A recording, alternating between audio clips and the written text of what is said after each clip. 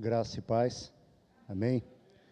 A Patrick estava lembrando, né, daquilo que o Luciano falou, há uns anos atrás, quando eu e o Pedro estivemos lá em São Sebastião do Atumã. Tem um irmão lá, ele é obreiro de uma das congregações ribeirinhas, chama Damião, senhor já de uma certa idade, um velhinho mais ou menos da minha idade, né? Estranho, é complicado, né? E o Damião, ele viaja 18 horas de barco, uma vez por mês, para estar naquele treinamento. Ou seja, 18 horas de barco. E como o barco não viaja de noite, significa esses barquinhos, né, essas rabetas, né, um barquinho com motor atrás, então ele precisa parar, fazer um acampamento e dormir para chegar no dia seguinte. E ele chega lá numa alegria. E a gente fala, gente do céu, e eu aqui, né, reclamando. Abra sua Bíblia no livro de Apocalipse, capítulo 3. Apocalipse, capítulo 3, nós vamos ler os versos de 14 a 22. Apocalipse, capítulo 3, de versos de 14 a 22. Mesmo assentados, porém reverentes, vamos ouvir a palavra do Senhor. Apocalipse 3, de 14 em diante. Ao anjo da igreja em Laodiceia, escreva: estas são as palavras do Amém, a testemunha fiel e verdadeira, o soberano da criação de Deus. Conheça as suas obras, sei que você não é frio nem quente. Melhor seria que você fosse frio ou quente. Assim, porque você é morno, não é frio e nem quente, estou a ponto de vomitá-lo da minha boca. Você diz: estou rico, adquiri riquezas e não preciso de nada. Não conhece, porém, que é miserável, digno de compaixão, pobre, cego e que está nu. Dou este conselho: compre de mim ouro refinado no fogo, e você se tornará rico. Compre roupas brancas e vista-se para cobrir a sua vergonhosa nudez. E compre colírio para ungir os seus olhos e poder enxergar. Repreendo e disciplino aqueles a quem eu amo. Por isso, seja diligente e arrependa-se. Eis que estou à porta e bato. Se alguém ouvir a minha voz e abrir a porta, entrarei e cearei com ele e ele comigo. Ao vencedor darei o direito de sentar-se comigo em meu trono, assim como eu também venci e sentei-me com meu Pai em seu trono. Aquele que tem ouvidos, ouça o que o Espírito diz às igrejas. Pai querido, obrigado. Obrigado, Senhor, pelo teu cuidado, pela tua direção. Obrigado pela tua presença em nós, através de nós e apesar de nós. Obrigado, Senhor, por esse culto que é prestado ao teu nome. Obrigado, Senhor, pelos louvores que foram entoados ao teu nome. Obrigado, ó Pai, pelas ministrações da oferta e da ceia do Senhor. Obrigado, porque o Senhor já falou conosco nessa noite. Mas, Pai, que na tua infinita bondade, na tua infinita misericórdia, continue a falar as nossas vidas através da ministração da tua palavra. Pai, é no teu nome que eu oro, é no teu nome que eu peço, e é desde já no teu nome que eu agradeço. Em nome de Jesus. Amém. Amém. Interessante a gente ver as cartas que o apóstolo João escreveu às 7 igrejas da Ásia Menor. E quando João escreve essas cartas, ele escreve cartas tratando de problemas específicos de cada uma daquelas igrejas. E a carta à igreja de Laodiceia, eu tenho a impressão, lendo essa carta, me parece às vezes que é uma carta que foi escrita para a igreja do século 21. Essa carta ela é extremamente atual. E nesse contexto, nós podemos incluir a igreja local e também como indivíduos, que nessa individualidade nós somos atacados por essa síndrome de Laodiceia. Vamos começar fazendo uma pequena análise socioeconômica da cidade de Laodiceia. Laodiceia era uma das cidades mais ricas da Ásia Menor. Ela era tão rica que orgulhosamente ela recusou a ajuda de Roma para a reconstrução. No ano 64 houve um terremoto e destruiu Laodiceia. Mas era uma cidade tão rica que eles não aceitaram o dinheiro de Roma para a reconstrução. Eles disseram, não, nós conseguimos, e eles reconstruíram essa cidade. Como o Apocalipse foi escrito lá pelos anos 90, ou seja, há uns 26 anos atrás, esse povo tinha passado por um terremoto e eles mesmos tinham reconstruído aquela cidade. A cidade de Laodiceia, ela distava 160 quilômetros de Éfeso e 80 quilômetros de Filadélfia, outras duas cidades a quem João escreve uma dessas cartas. E ela ficava no encontro de 3 importantes estradas. Lembrando que o Império Romano era conhecido pelas suas estradas, pelas suas boas e seguras estradas. O Império era varrido por 3 grandes vias, né? E essas 3 vias se encontravam próximo da cidade de Laodiceia. Laodiceia era um grande centro mercantil e financeiro. Ela era grande produtora de um tecido fino e caro, a lã preta. Só eles, basicamente, produziam a lã preta no Império Romano. E, além disso, eles produziam um pó medicinal que era um maravilhoso colírio. Então, essa era a cidade de Laodiceia. Agora, vamos à carta. Para cada uma das igrejas, o Senhor se apresenta de uma forma, e para Laodiceia, o Senhor se apresenta como o Amém, a testemunha fiel e verdadeira, o princípio, a fonte da criação de Deus. Deus é exatamente isso, o princípio, a fonte de toda a criação. Essa igreja em Laodiceia era uma igreja conhecida e amada pelo Senhor. O Senhor diz para ela no verso 15, conheço as tuas obras. E ele diz no verso 20, eu repreendo e disciplino a quantos amo. Sê, pois, zeloso e arrepende. Desculpa, está no 19. E o amor de Deus pela igreja é manifestado no fato de Deus ter vindo até ela, exortando e repreendendo a sua atitude, além de fazer uma promessa. Deus amava essa igreja. Essa igreja era amada pelo Senhor. Era uma cidade rica, e é interessante que a prosperidade material fez com que os cristãos começassem a sentir que eles eram ricos espiritualmente. É interessante a gente ver como, quando a igreja passa por momentos de prosperidade, os crentes começam a achar que eles também são prósperos espiritualmente. E mais, nós começamos a julgar a prosperidade espiritual pelos bens que as pessoas têm. E é comum a gente ouvir isso. Essa semana correu nas redes sociais um vídeo de um desses pregadores, desses televangelistas, e ele falando o seguinte, quando você dá a oferta para Deus, você não precisa pedir, você tem que exigir, você tem o direito de exigir. Você fala aí, Deus, eu estou dando, agora o Senhor tem a obrigação. Gente, Deus não tem obrigação de nada. Por quê? Se nós demos alguma coisa para Deus, foi Ele quem nos deu primeiro.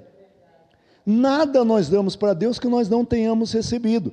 Agora, como cristãos, nós devemos estar vigilantes, porque o sistema mundo que nos cerca, ele tenta de todas as formas nos contaminar. E por isso, se não formos vigilantes, fatalmente seremos afetados. A riqueza material dos laodicenses fez com que eles se iludissem espiritualmente. A independência financeira muitas vezes nos leva a uma independência espiritual, que é o primeiro passo para a queda. Eu gosto muito das palavras do rei Agur em Provérbios capítulo 30. Senhor, 2 coisas te peço, não mas negue. Não me des nem a riqueza, nem a pobreza. Não me des a riqueza para que, entendo eu, em abundância, venha renegar o seu nome e dizer, para que preciso do Senhor?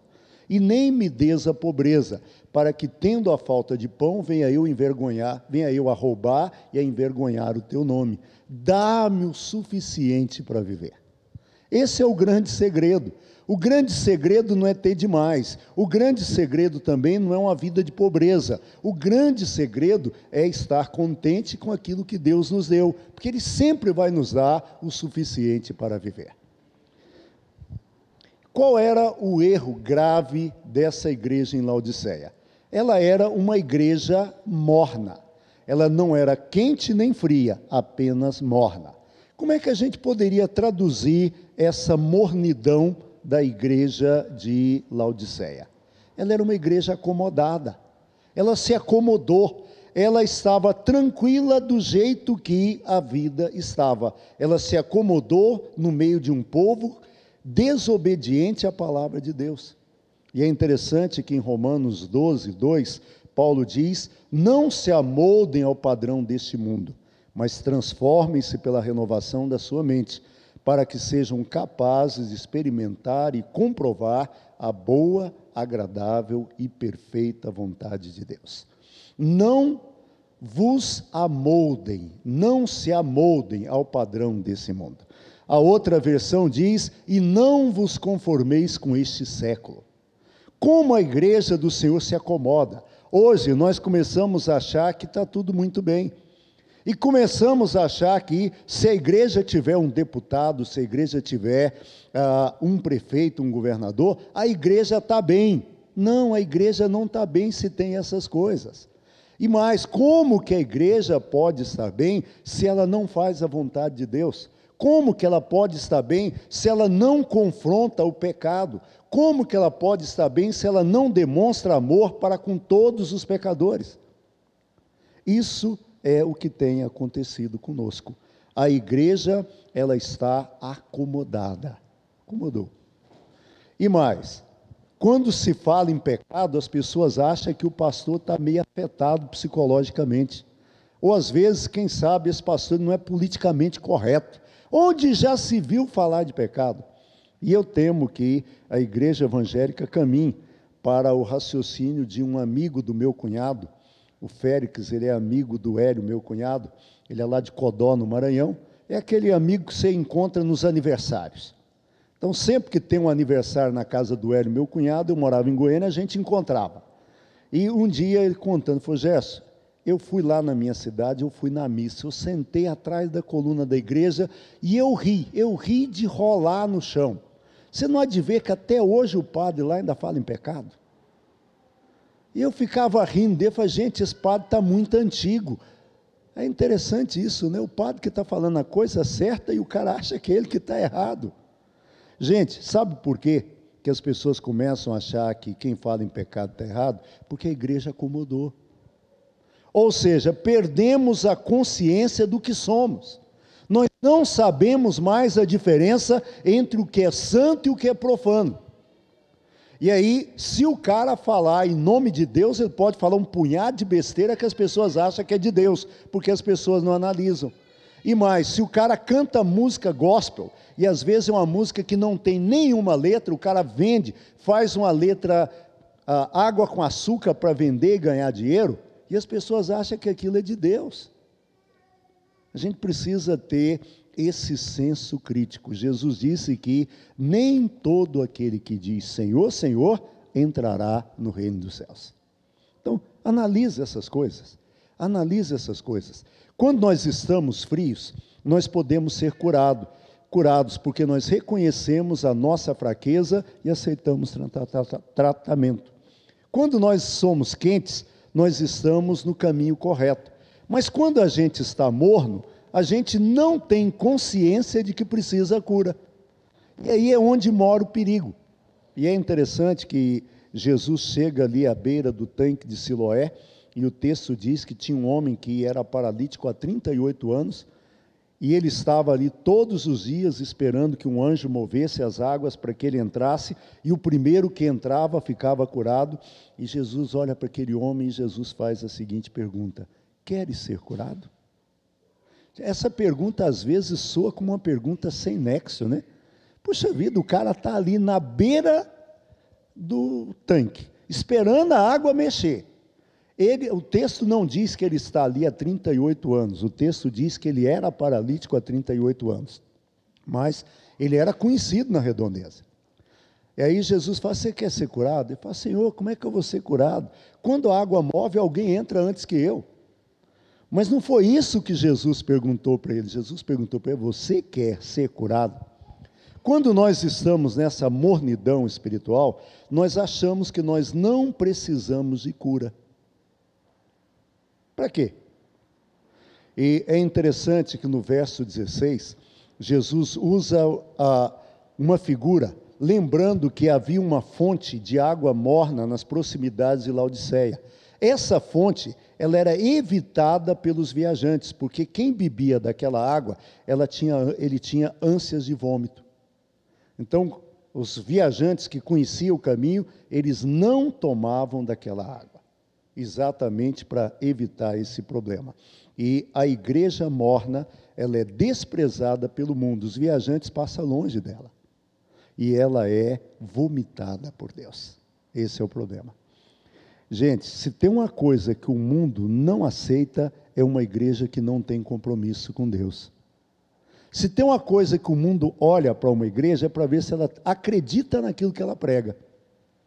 E muitas vezes nós nos esquecemos. Conta-se que Benjamin Franklin, certa feita, passou correndo e alguém perguntou: onde você vai? Eu vou ouvir o Finney pregar. Aí o cara falou: você não acredita em nada do que ele prega? Eu não acredito, mas ele acredita, é por isso que eu vou ouvi-lo. E é isso que o mundo está olhando.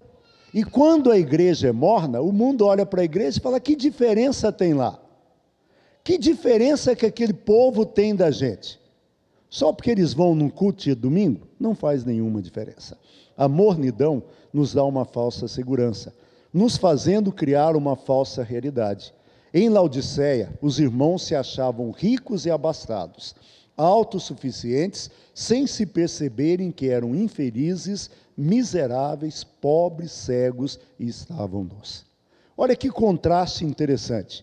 A cidade era rica, mas eles eram pobres e miseráveis. A cidade produzia colírio, mas eles eram cegos. A cidade produzia um tecido finíssimo, mas eles estavam nus. Que contraste! Ou seja, numa cidade rica, eles eram pobres e miseráveis. Numa cidade que produzia um maravilhoso colírio, eles eram cegos. E numa cidade que produzia um tecido finíssimo, eles estavam nus. E é fantástico ver como Deus trabalha esses contrastes para nos chamar à realidade. Muitas vezes nós estamos vivendo esse contexto. Como é bonito ver esses vídeos que os irmãos fazem dos cultos daquelas igrejas lá na África. A alegria que aqueles irmãos têm. E a gente vê a diferença da igreja evangélica brasileira. Ou seja, gente que, como o Luciano disse, viaja 8 horas a pé para participar de um culto com toda alegria. E pessoas que falam: hoje está frio. Vão no culto. Não, está um frio danado, né? Mas se tivesse calor, ele não viria também não, porque ele ia estar num calor danado. Qualquer coisa é motivo para a gente não ir à casa do Senhor. Por quê? Porque a gente não tem compromisso com a casa do Senhor. Há um tempo atrás eu vi um videozinho de 3 pastores, entre eles John Piper, falando sobre casamento. E o John Piper termina aquele vídeo dizendo que o amor, ele é muito importante para o casamento, mas ele não mantém o casamento. A cumplicidade é muito importante para o casamento, mas a cumplicidade não mantém o casamento. Que o companheirismo é importante, mas ele não mantém o casamento. O que mantém o casamento? O que mantém o casamento é a aliança. O que nos mantém fiéis ao Senhor e à igreja do Senhor? É a aliança, e a aliança é compromisso. Quando nós temos compromisso, a gente pensa como o salmista Davi no Salmo 122, alegrei-me quando me disseram, vamos, vamos à casa do Senhor. Quando nós não temos compromisso, qualquer coisa é motivo, não, hoje eu estou cansado, não, hoje, não sei, hoje vai ter um jogão, Brasil e Venezuela, puxa vida, melhor que isso, só Brasiliense e Gama, né? Ou quem sabe Brasiliense e Brasília, ou quem sabe Brasília e Braslândia. Isso é um espetáculo, né? Qualquer coisa serve. Por quê? Porque nós não temos compromissos. E é interessante que quando nós não temos compromisso, nós nos achamos fortes. E quando nós nos achamos fortes, é aí que mora o perigo. O Senhor nos mostra que as riquezas deste mundo não valem nada na presença dEle. E Ele nos aconselha a comprar ouro fino, símbolo de pureza, e a usarmos vestes brancas, símbolo de santificação, exigida de todos os cristãos. Também devemos usar um colírio que não apenas melhora a visão, mas um colírio que cura a cegueira. É interessante que nesse texto tem um versículo que é muito usado para evangelismo, né? Eis que estou à porta e bato. Quem abrir a porta eu entrarei e morarei com ele, habitarei com ele. Mas esse versículo não é um versículo de evangelismo, porque esse texto está sendo escrito para a igreja. O que o Senhor está dizendo é para nós, igreja: se vocês abrirem a porta, eu vou entrar, eu vou morar com vocês. Eu fico sem entender como é que algumas pessoas não conseguem aceitar a ideia do livre-arbítrio. Como Deus respeita as nossas escolhas. Como Deus nos dá o direito de escolher. Ele está batendo, mas se eu não abrir a porta, ele não vai entrar. Por quê? Porque ele não arromba a porta. Ele me deixa escolher. Ele me deixa escolher. Outro dia eu estava conversando com uma pessoa, e ele falou: mas você acredita que alguém pode perder a salvação? Eu não acredito que a pessoa possa perder, mas eu acredito que a pessoa pode jogar fora. Por exemplo, eu vejo alguns casos interessantes. Conheço um caso, os irmãos aqui conhecem, tem um morador de rua que cuida de carro ali, de frente do Banco do Brasil. Aquele camarada, ele vive numa angústia tão grande para voltar para o Evangelho, mas ele não consegue. Ele ora, ele chora. Aquele camarada, ele pode estar fora, mas o coração dele está no Senhor, porque ele tem temor do Senhor. Infelizmente, o vício tem sido mais forte do que ele. Eu não acredito que Deus jogue fora uma pessoa dessa, porque ela está buscando, ela está lutando. Agora, tem pessoas que deliberadamente rejeitam, elas não querem a Jesus. Elas não querem. Eu me lembro quando Niemeyer morreu, aí os jornais, alguns jornais começaram com aquelas lorotas quando morre alguém, Niemeyer foi para o céu, Deus tinha um grande projeto e precisava de um grande arquiteto, levou o Niemeyer. Aí o escritor Fernando Moraes, que já escreveu algumas biografias, ele escreveu um texto e ele disse: eu quero pedir aos cristãos que, por favor, não forcem o Niemeyer a ir para o céu. Ele era ateu, era o único lugar do mundo, ele não queria ir. Agora, depois que ele morreu, vocês querem forçar, deixe ele ir para onde ele não... Que é isso? Mas as pessoas querem forçar. O céu da Rede Globo é um relaxo. Todo mundo que morre vai para o céu da Rede Globo. Gente, o autor do céu, o dono do céu é o Deus da Bíblia. E o Deus da Bíblia, ele estabeleceu alguns princípios para entrar lá. Não é só ser um cara conhecido, não. Tem que ter coração nas mãos de Deus. Essa é a diferença. Essa é a grande diferença. Por isso, precisamos abrir os nossos corações. E o Senhor nos mostra ainda a preocupação, o amor e a misericórdia que Ele tem para conosco. Ele repreende e disciplina para que ninguém se perca. Ele quer que nos arrependamos, porque Ele está à porta e bate. Deus se interessa pelos laodicenses e por nós, porque Ele não desiste de nós. Assim como não desistiu dos laodicenses, Ele continua a nos amar. E é por isso que Ele está à porta e bate. Ele está à porta e bate. Interessante que, lendo esse texto, a impressão que eu tenho é que ele foi escrito para a nossa geração. Ele foi escrito para a igreja desses dias. Nós vivemos vidas tão atarefadas, tantos problemas e com ativismo tão grande, que nós não temos tempo para nada, inclusive para Deus. E aquela coisa, você consegue, durante o seu dia, tirar um tempinho para ler a palavra de Deus? Para orar, para falar com Deus? Tem algumas pessoas que a única oração que ele faz durante o dia é aquela oração diante de um prato, na hora do almoço. Senhor Jesus, muito obrigado. Amém. Outras vezes ele é mais prático. Senhor, tu sabes todas as coisas. Espera aí.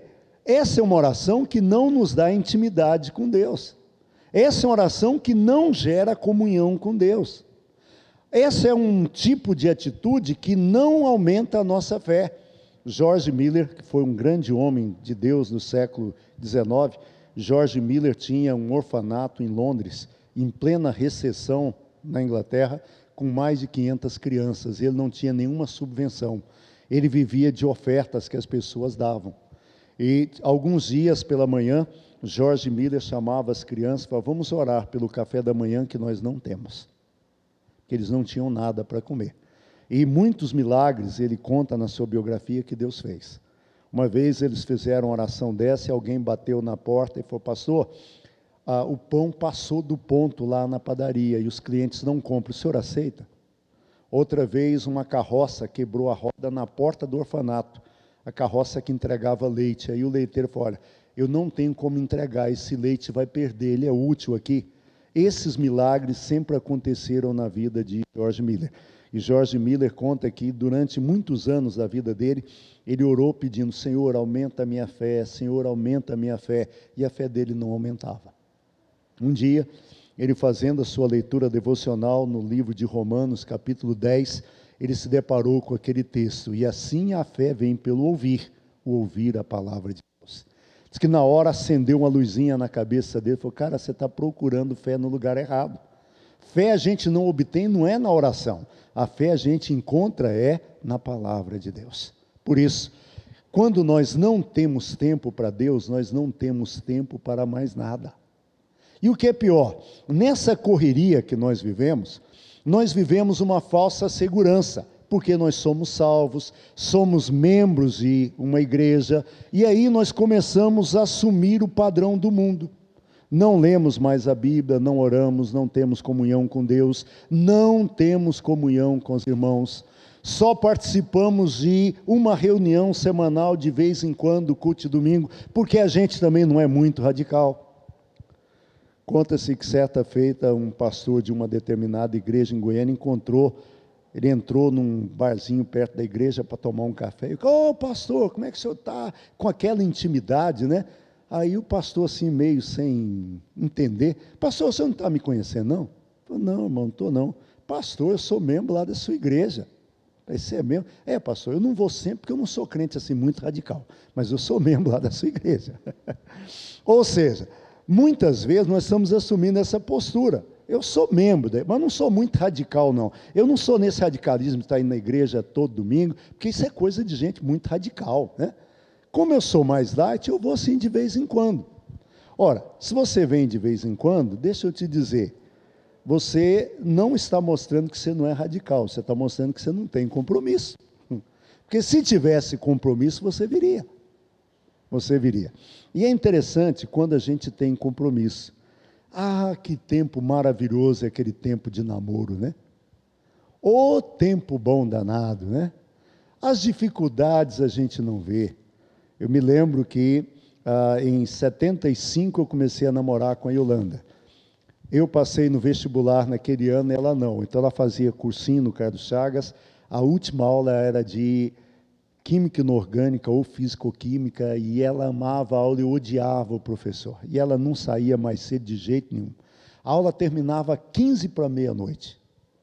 E eu todos os dias estava ali à porta, eis que estou à porta e bato, né? Pegávamos um ônibus, às vezes dois, eu levava ela na casa dela, e quando eu a deixava em casa, muitas vezes não tinha ônibus para ir para minha casa, eu ia de pé. Mas aquilo não era problema para mim, porque eu ia na alegria no outro dia. Por que isso? Porque quando você tem compromisso, quando você ama, quando a gente tem compromisso, nada é tão difícil que a gente não possa fazer. Agora, depois fica tão difícil, né? Se fosse irmã da gente, né?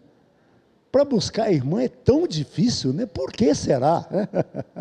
Mas como é irmã dos outros, a gente vai numa alegria que vocês não imaginam tanto. Isso porque compromisso. A gente tem esse compromisso. Por isso, quando a gente fica nesse estágio, o diabo ele se aproxima, ele entra em ação e ele começa a colocar uma boa dose de desânimo e de conformismo no nosso coração. Não, fica tranquilo, não importa. Ir na igreja, estar com os irmãos, para quê? O importante é estar com Jesus.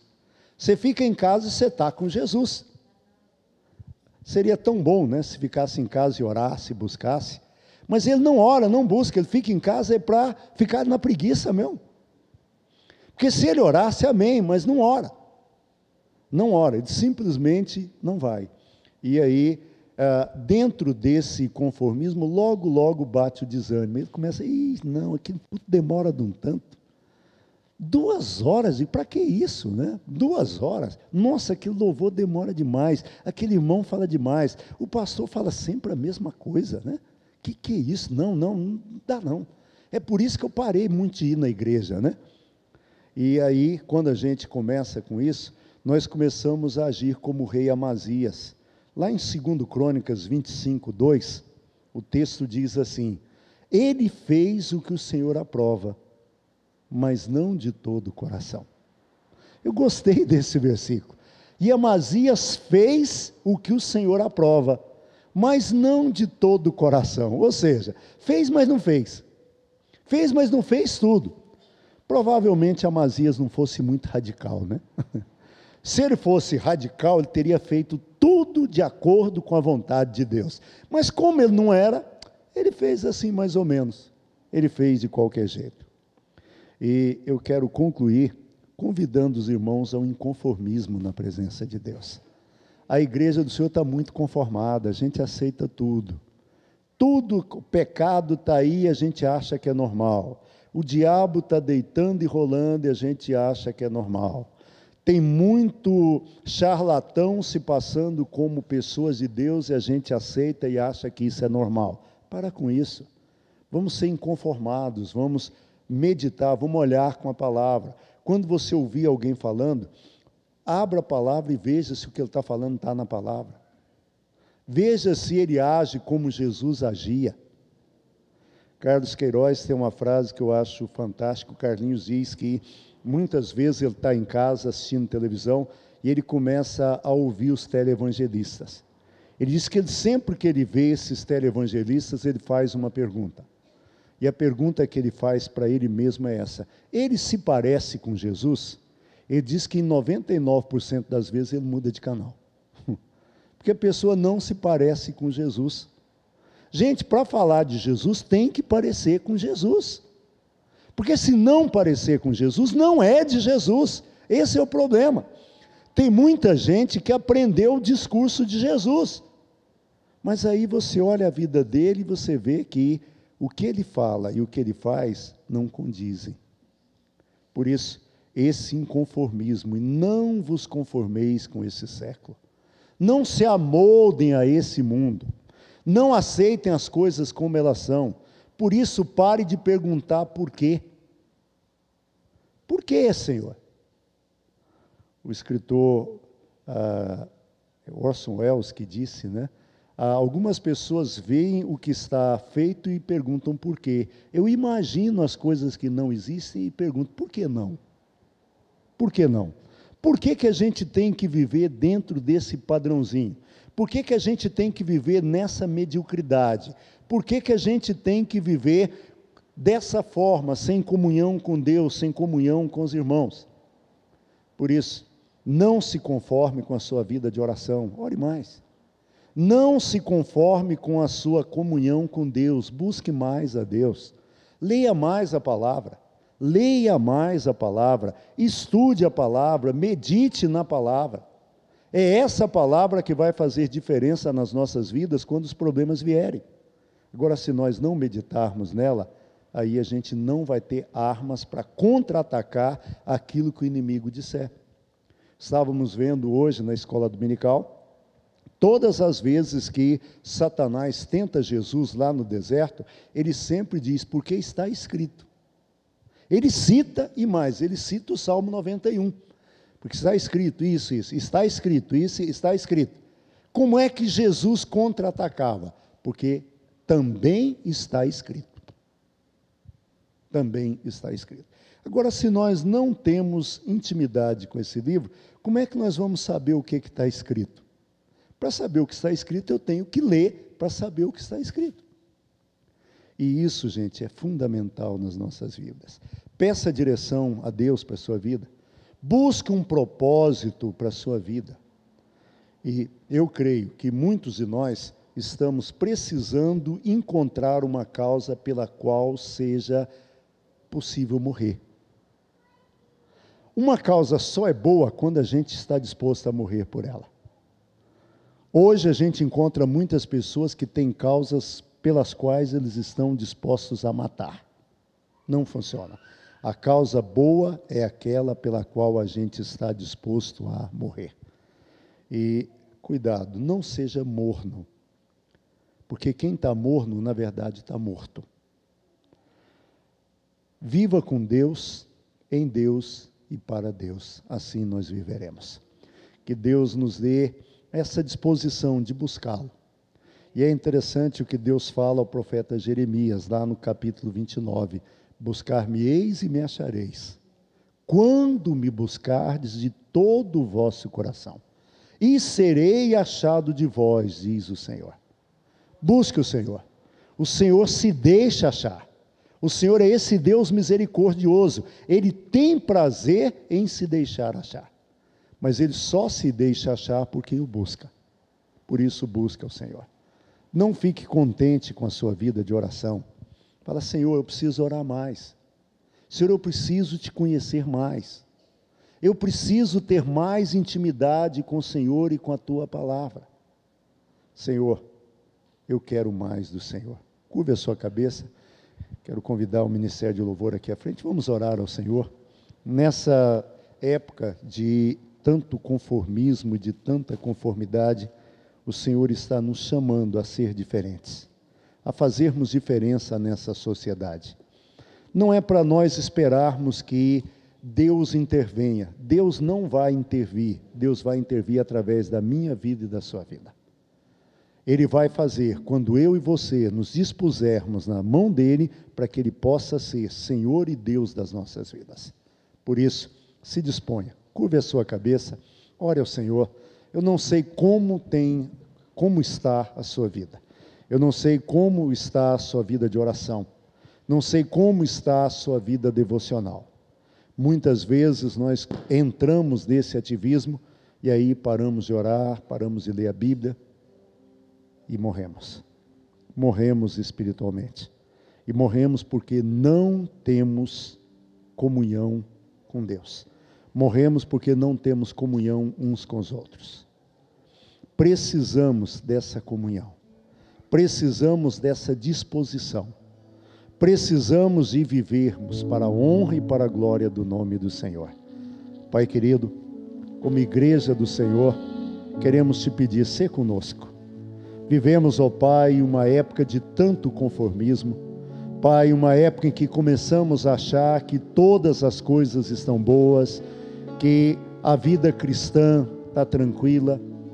E Pai, temos nos esquecido de que podemos até gozar uma aparente bonança, mas a tua igreja passa, ó Pai, por momentos muito difíceis. A tua igreja tem sido, ó Pai, detonada internamente através de maus cristãos, através de maus ministros, através de maus pastores.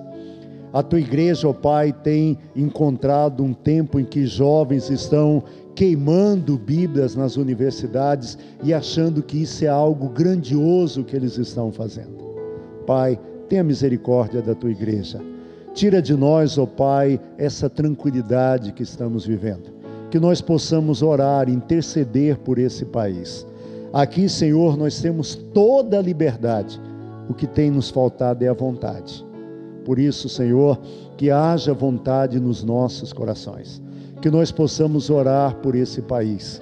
Que nós possamos, ó Pai, como igreja, preparar jovens que vão fazer toda a diferença nas universidades e que não serão influenciados ali, que não entrarão nas universidades para perder a fé, mas que entrarão ali para dizer que Jesus Cristo é o Senhor. Pai, cuida da tua igreja, Senhor. Pai, tira de nós essa tranquilidade e que nós possamos estar inconformados com esse mundo.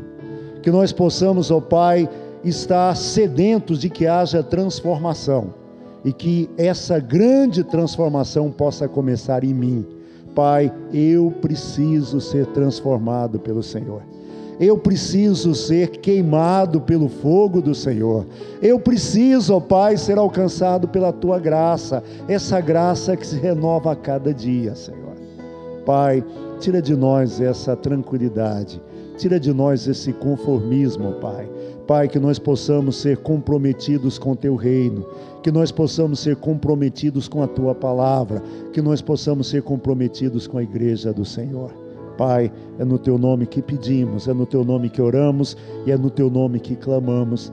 Tenha misericórdia de nós, Senhor. Tenha misericórdia da Tua igreja. Essa é a minha oração em nome do Senhor Jesus. Amém. Você pode dar uma salva de palmas bem forte ao Senhor Jesus?